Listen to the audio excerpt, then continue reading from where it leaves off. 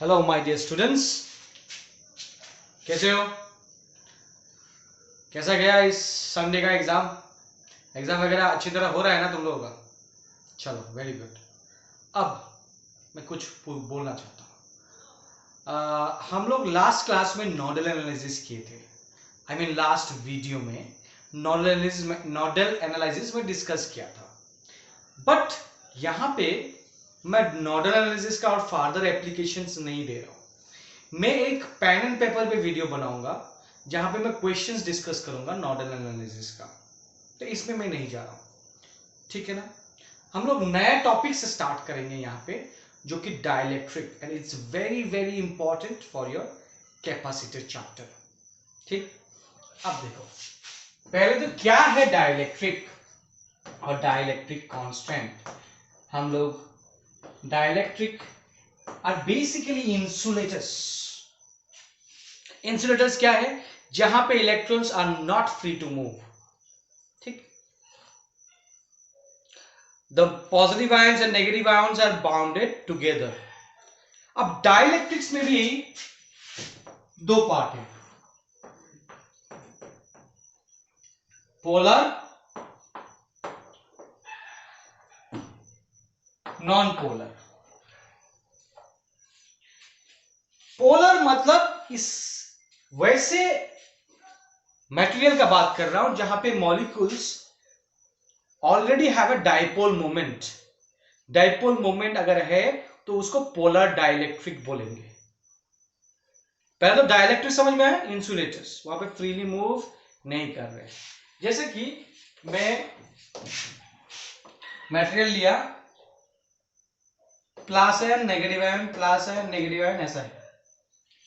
अगर plus and negative are in the same, मतलब they are one above another, there is no distance between them, इस तरह के molecules को हम लोग नॉन पोलर बोलते हैं। एंड ये जो डाइलेक्ट्रिक होगा, इस ऐसे मॉलिक्यूल से मिलके जो मटेरियल होगा, वैसे मटेरियल को हम लोग नॉन पोलर डाइलेक्ट्रिक बोलेंगे। पोलर डाइलेक्ट्रिक में क्या होगा? प्लस माइनस में एक डिस्टेंस होगा and they have a definite dipole moment. Minus से लेके प्लस एक डाइपोल मोमेंट है, यहां पे no dipole moment. Just a minute. हाँ, कभी कभार मेरा वीडियो बंद हो जाता है तो मुझे तकलीफ होता है। कंटिन्यू करता जाता हूं, बाद में जाके देखता हूं कि वीडियो ही नहीं बना। 2 बार हो चुका है, 3 बार हो चुका है मेरे साथ। एनीवेज, ये इसमें कोई डाइपोल मोमेंट है नहीं, इस पे डाइपोल मोमेंट है। ठीक, अच्छा। बट ऐसे मटेरियल को जब भी एक इलेक्ट्रिक फील्ड में दिया जाता है तो ओवरऑल एक डाइपोल मोमेंट होता है। तो तुम बोलोगे सर इस वाला डाइपोल मोमेंट है? हाँ है, इस पर डाइपोल मोमेंट। मान लो एक मॉलिक्यूल ऐसे मटेरियल लिया मैंने, डाइपोल मोमेंट ऐसे ions, positive ion negative ion, positive ion negative ऐसे रैंडमली है, इसका इधर, इसका इधर, है ना, इसका इधर, इसका इधर, random dipole moments are there. And what is the overall dipole moment of this material? It is again zero, because सब प्लस माइनस करके जीरो हो जाएगा, बिकॉज वेक्टर क्वांटिटी है, सब ऐड करेंगे तो ओवरऑल रैंडम डायरेक्शन है और सबको ऐड करेंगे तो ओवरऑल डाइपोल मोमेंट जीरो है। इसका इंडिविजुअल भी जीरो है, ओवरऑल भी जीरो होगा, ओवरऑल भी जीरो ही होगा। तो कोई, तो दिस आर किस तरह एग्जांपल बताओ। इसका एग्जांपल पोलर का HCl, मैंने पहले ही बताया था, ठीक है ना। वाटर CH3OH, इस तरह। इसमें क्या होगा? इसमें होगा CO2, H2, N2, तीन एग्जांपल में मैंने बता दिया तुमको। ठीक, इसका ए polar dielectric, a non polar dielectric. तो सर हम लोग क्यों पढ़ रहे हैं, क्या जरूरत है इसका? ये भी तो जानना जरूरी है, डाइलेक्ट्रिक में डिस्कस किया जा रहा हूं। ऐसा देखा गया है कि अगर मैं डाइलेक्ट्रिक कांस्टेंट या फिर एक डाइलेक्ट्रिक मटेरियल मैं कैपेसिटर के अंदर डाल दूं तो कैपेसिटेंस बढ़ जाता है। क्या बढ़ जाता है? Capacitance of that capacitor increases. मैंने बताया था आइसोलेटेड कोई कंडक्टर से अच्छा होगा कि दो कंडक्टर हो, एक प्लस हो माइनस हो, तभी जाके मेरा कैपेसिटेंस बढ़ता है। तो capacitance of a capacitor depends on the geometry, हम लोगों ने देखा ही भी था। फिर अभी आया कि डाइलेक्ट्रिक का बात, कि अगर डाइलेक्ट्रिक बीच में डाल दो तो कैपेसिटेंस और भी बढ़ जाता है। That is very good. इसीलिए डाइलेक्ट्रिक पढ़ रहे हैं हम लोग कि डाइलेक्ट्रिक को डालेंगे तो कैपेसिटी बढ़ेगा। कैसे बढ़ेगा वो हम लोग देखेंगे, ठीक है ना। अच्छा, पहले तो ये समझ में आ गया कि डाइलेक्ट्रिक दो तरह के होते हैं, polar non polar. Non polar का एग्जांपल, पोलर का एग्जांपल मिल गया। ये सब इस तरह का डायग्राम्स है, ये सब भी पता चल गया, ठीक। अच्छा, आगे बढ़ते हैं। यहां तक मुझे पता है, बहुत कुछ डिफरेंट नहीं है। पोलराइजेशन क्या है, डेफिनेशन, ठीक, तुम लोग बोर्ड के लिए पढ़ोगे। पोलराइजेशन का डेफिनेशन क्या है, ठीक। डाइलेक्ट्रिक का डेफिनेशन क्या है, व्हाट इज डाइलेक्ट्रिक स्ट्रेंथ, मैं डिस्कस करूंगा। मान लो कुछ किसी एक कैपेसिटर के अंदर एक डाइलेक्ट्रिक डाल दिया, तो ऑब्वियसली उसका इलेक्ट्रिक फील्ड तो है ही कैपेसिटर का, और मैं इलेक्ट्रिक फील्ड बढ़ाता जा रहा हूं, एक टाइम आएगा कैपेसिटर के अंदर डालू या कहीं पे भी डालू, मान लो एक डाइलेक्ट्रिक है और इलेक्ट्रिक फील्ड मैंने दिया एक्सटर्नली, और इसका बढ़ाता गया इलेक्ट्रिक फील्ड, ऐसा आएगा कि इसका स्ट्रेंथ,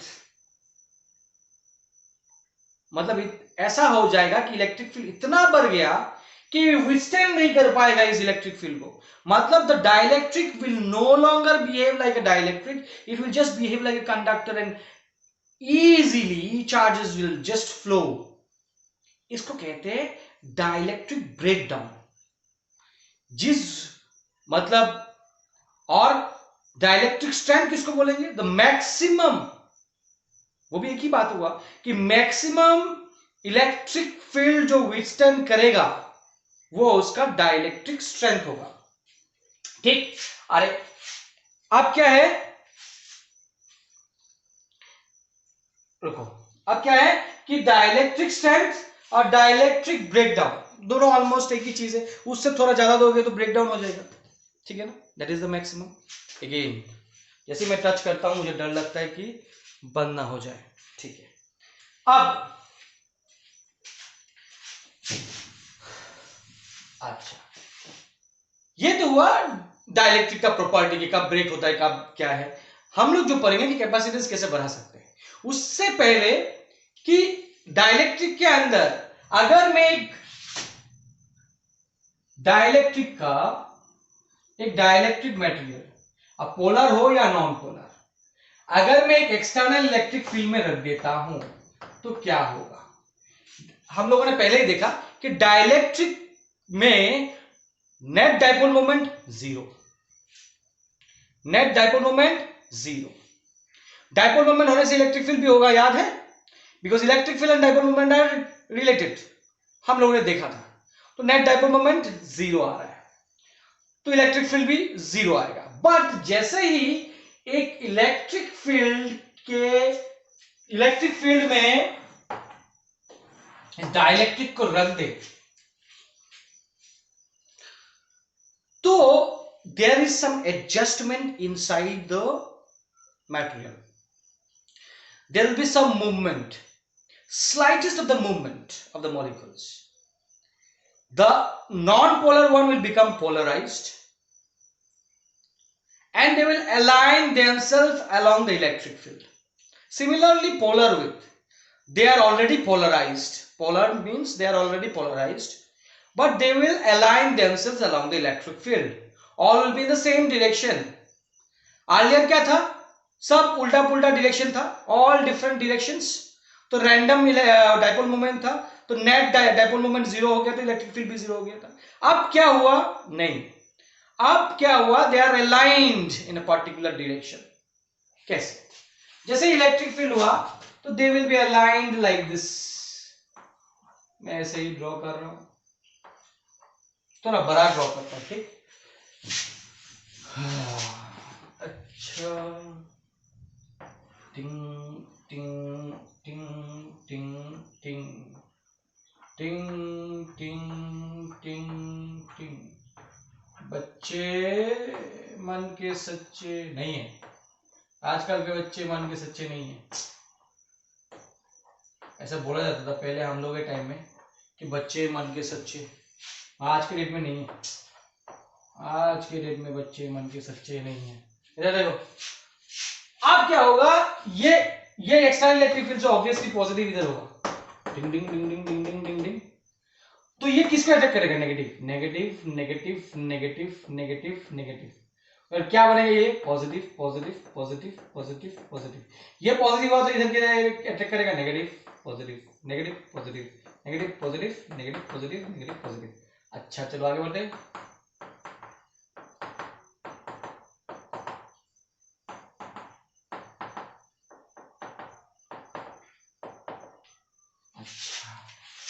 अब देखो, they will align themselves in that way. तुम देखो डायपोल मूवमेंट हो रहा है, मगर एक चीज और है, ठीक है ना।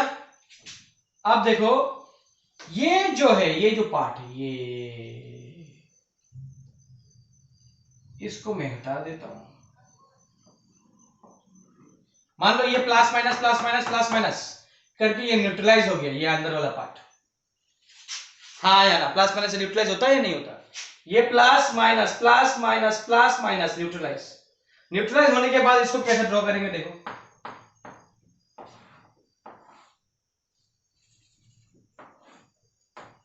थोड़ा छोटा हुआ, बट इधर रहेगा नेगेटिव, एक नेगेटिव एक नेगेटिव, इधर एक नेगेटिव, और ये प्लस प्लस प्लस प्लस। अच्छा, ये बीच वाला पार्ट ये न्यूट्रलाइज हो गया, इसको छोड़ दिया मैंने। यहां पे एक्स्ट्रा नेगेटिव, अच्छा 5 है, 1 2 3 4 5, तो 4 5, अरे यार 1 2 1 2 3, यही गड़बड़ होता है। 1 2 3 4 5, 1 2 3 4 5। अच्छा कोई बात नहीं, हो गया।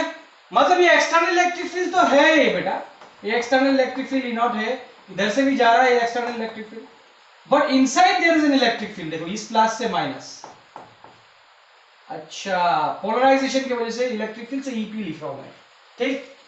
अच्छा ये ई नॉट, पोलराइजेशन की वजह से जो इलेक्ट्रिक फील्ड इधर है, और ये एक्सटर्नल इलेक्ट्रिक फील्ड इसके अंदर से ऐसे है।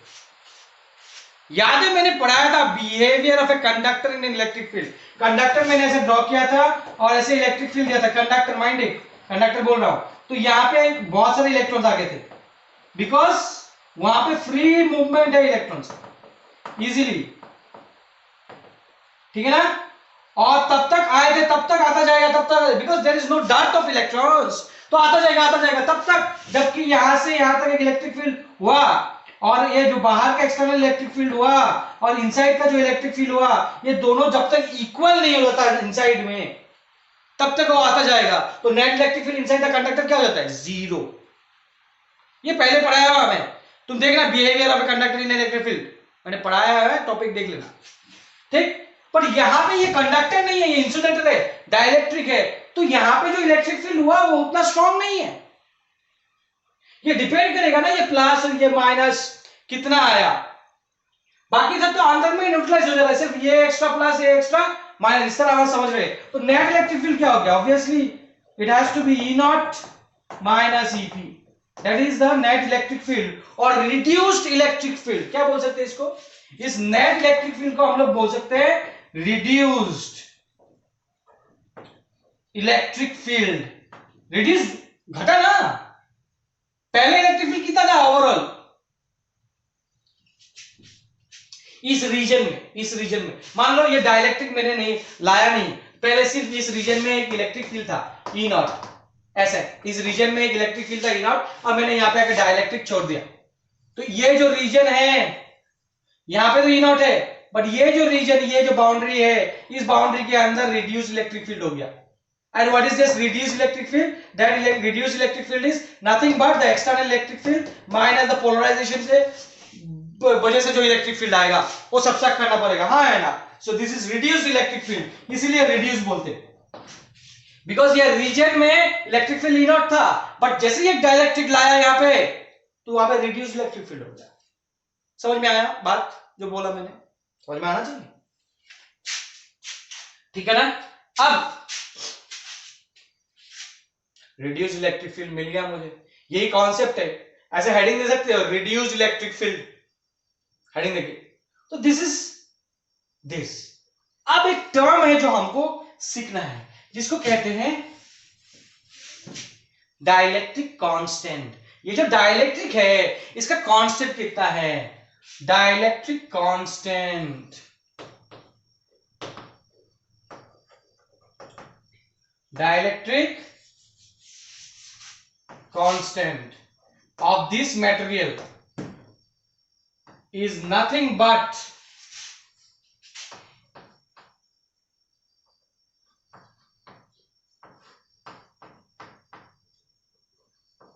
E naught by E net. E naught by E net. What is E net? E net is a reduced electric field inside this material after it is being placed in an electric field E naught. That means what is dielectric constant? How do we define it? It is the ratio of original electric field. Original electric field कितना है? E naught divided by the reduced electric field. जो electric field बन गया उस region में after the dielectric has been put. So this is denoted by K.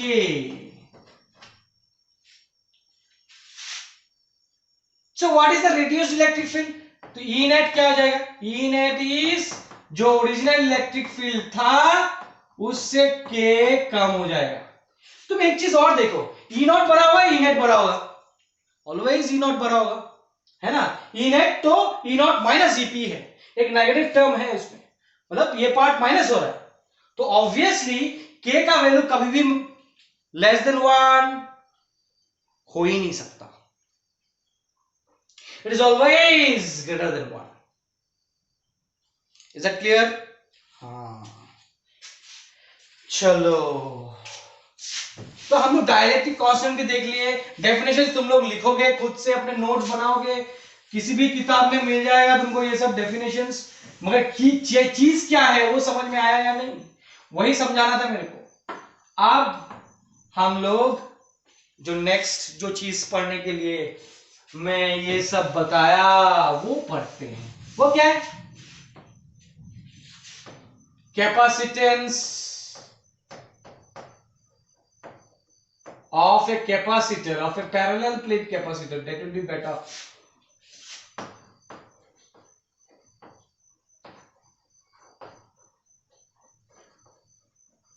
With dielectric. With dielectric यहीं लिख दे रहा हूं.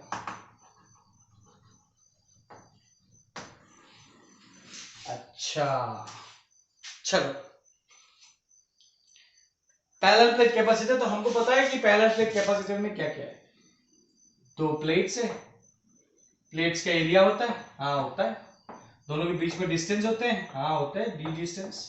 एक प्लस होता है, हाँ पॉजिटिवली चार्ज्ड, और एक नेगेटिवली चार्ज्ड. और लेट्स से जो इलेक्ट्रिक फील्ड अभी इन दोनों के बीच में है वो है ई नॉट. ये ई नॉट है, बट जैसे ही डाइलेक्ट्रिक में डाल दूंगा, जैसे ही वीडियो है, मेरे को बहुत डर लग रहा है आज की.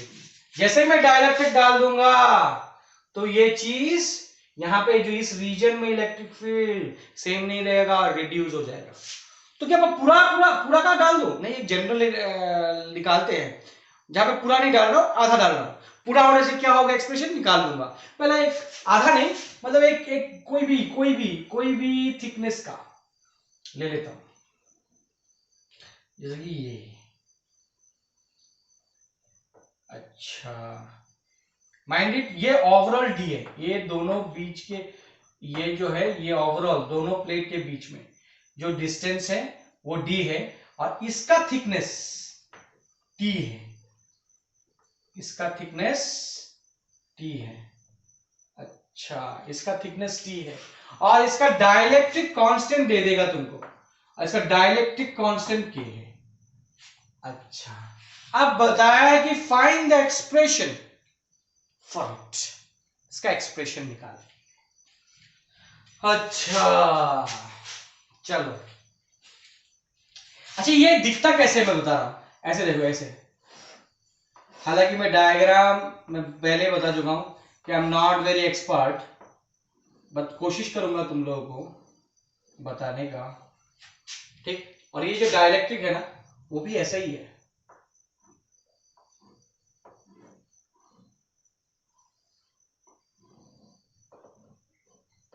अच्छा अच्छा, कुछ समझ में आया क्या?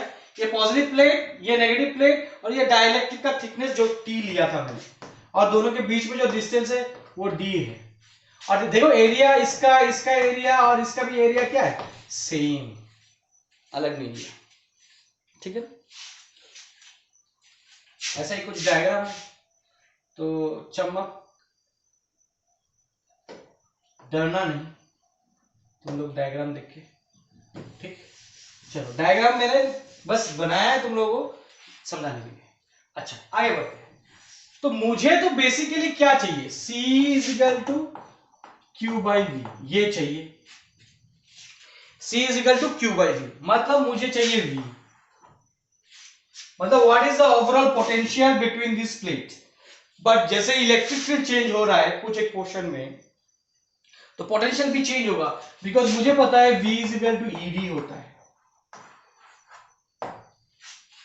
अगर ये नहीं होता तो एंटायरली E नॉट D होता, बट यहां पे देखो पूरा का पूरा ये जो स्पेस है उसमें E नॉट नहीं है, यहां पे ये खाली जगह पे E नॉट है, ये जगह पे E नॉट है, बट इसके अंदर E नॉट नहीं है क्या? इसके अंदर E नॉट, इसके अंदर E नॉट नहीं है, इस खाली जगह पे E नॉट है, इस खाली जगह पे E नॉट है, बट जैसे ही इस इलेक्ट्रिक फील्ड इधर से इधर गया, मतलब यहां से यहां तक इलेक्ट्रिक फील्ड E नॉट, यहां से यहां तक electric field E not, but इस पोर्शन में E नॉट नहीं है। इस पोर्शन में कितना हो जाता है यार, नेट इलेक्ट्रिक फील्ड हम लोगों ने देखा था ना, रिड्यूस हो गया था। रिड्यूस इलेक्ट्रिक फील्ड कितना था, क्या था हम लोगों का, देखो डाइलेक्ट्रिक कांस्टेंट क्या था, E naught by E net, ये रिड्यूस इलेक्ट्रिक फील्ड था ना, और मैंने E नेट का क्या देखा था, E नॉट बाई के, अभी अभी देखा, मतलब इसके अंदर जो इलेक्ट्रिक फील्ड है वो E नॉट बाई के है, E नॉट नहीं है, माइंड इट। अच्छा, तो सर कैसे निकालेंगे, अरे कोई बात नहीं, V चाहिए ना, V, या इस पोर्शन, इस खाली जगह के लिए अलग, इसके लिए, तो व्हाट इज द ओवरऑल या total potential across this plate, ये है E नॉट। E नॉट कितने जगह पे है, D पे नहीं है, D से D माइनस T जगह पे है, बिकॉज T हटा दो, E naught D minus T जगह पे है, इसको छोड़ के बाकी जितना जगह है वो D minus T, plus E naught by K into T, इतना सा इलेक्ट्रिक फील्ड जो है E नॉट बाई के, और इसके अंदर जो पोटेंशियल होगा E naught by K into this thickness T होगा, ठीक। तो V total equal to E naught D minus T plus T by K. अरे यार, एक चीज और बताता हूं तुमको, T बाई के टच नहीं करना चाहिए था, ये थिकनेस डिवाइडेड बाय इस डाइलेक्ट्रिक कांस्टेंट, और ये जो एक्स्ट्रा एक्स, इसके बाद का जो और जगह है खाली जगह, ये जगह है D माइनस टी, उसके नीचे उसका डाइलेक्ट्रिक कांस्टेंट कितना है, dielectric constant of air is 1, तो 1 तो हम लोग लिखते नहीं इसलिए लिखा नहीं। अच्छा, फिर और लिखते हैं, मुझे पता है पैरेलल प्लेट कैपेसिटर से sigma by epsilon not E not का वैल्यू होता है, तो ये D minus T plus T by K, अरे इतना ही तो निकालना था मेरे को V टोटल, बाकी सब तो निकल जाएगा। C is equal to Q by V, Q कितना, सिग्मा इंटू ए, Q क्या है, सिग्मा इंटू है, और ये क्या है, sigma by epsilon naught D minus T plus T by K, अच्छा, sigma sigma cancel, C is equal to epsilon naught A divided by D minus T plus T by K। ये हो गया expression of capacitance. ठीक है या नहीं? हाँ है, होना ही पड़ेगा। देखो ओवरऑल पहले का जो, अगर ये नहीं रहता तो क्या होता, C equal to epsilon naught A by D होता। ऊपर वाला एक्सप्रेशन कुछ चेंज नहीं हुआ, नीचे वाला एक्सप्रेशन चेंज हुआ है। ठीक, ये होता कब, जब ये डाइलेक्ट्रिक नहीं होता, नो डाइलेक्ट्रिक। अब देखो यहां से ये नीचे वाला टर्म ये D था, अब देखो यहां पे जो नीचे वाला टर्म है D से कम है। कैसे? अच्छा, T बाई K और T, इन दोनों में कौन बड़ा है? ऑब्वियसली T बड़ा है।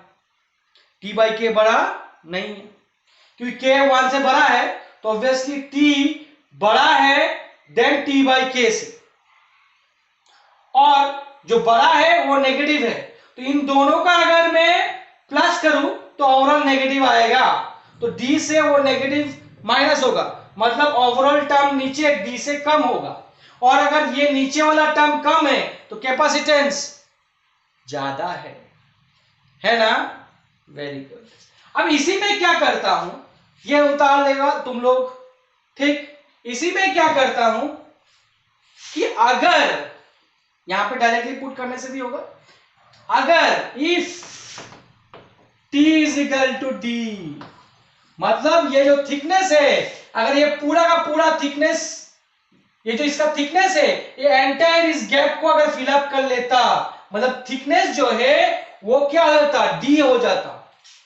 मतलब ये डाइलेक्ट्रिक सिर्फ T में सीमित नहीं है, पूरा का पूरा D ले लेता अगर, मतलब if T is equal to D तो कैपेसिटेंस क्या हो जाता, C is equal to epsilon naught A। ठीक, D minus D plus D by K। ठीक, ये D कैंसिल, तो C is equal to epsilon naught A और D बाई K, तो ये K ऊपर चला जाएगा, तो मेरा आ जाएगा K epsilon naught A by D। K 1 से बड़ा है छोटा, K 1 से बड़ा है या छोटा, K 1 से बड़ा है तो ऊपर में ही है, तो ऑब्वियसली कैपेसिटेंस बड़ा है। पहले सिर्फ epsilon naught A by D था, अभी K आ गया है डायलेक्ट्रिक डालने के लिए। माइंडेड, ये कब आया, जब D is equal to T is equal to D put किया, अदरवाइज अगर T और D अलग अलग है तो ऐसा आएगा। ठीक है ना? Very good. अच्छा, अगर तुम बोलोगे सर डायरेक्ट एक्सप्रेशन नहीं निकाल सकते, हाँ डायरेक्ट एक्सप्रेशन भी निकाल सकते कि सर पूरा का पूरा ही डाल दीजिए ना। हाँ, ये भी देख लो कि अगर पूरा का पूरा ही,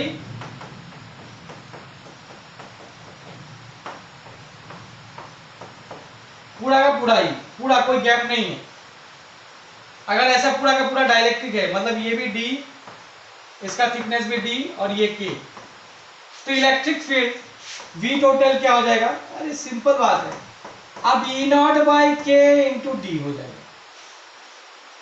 मतलब इसके अंदर जो बिकॉज एक्सटर्नल ये नहीं बिठाने से पहले ये E नॉट ही था, और ये आने के बाद E नॉट बाई K हो गया। माइंड इट, E नॉट तो हम लोग वैसे ही मानेंगे जो पहले था, उस कैपेसिटेंस में डाइलेक्ट्रिक डाला गया है उसके बाद कैपेसिटेंस बढ़ाने के लिए, पहले कितना था E नॉट। ठीक, तो C is equal to Q by V, ये भी कर सकते हैं।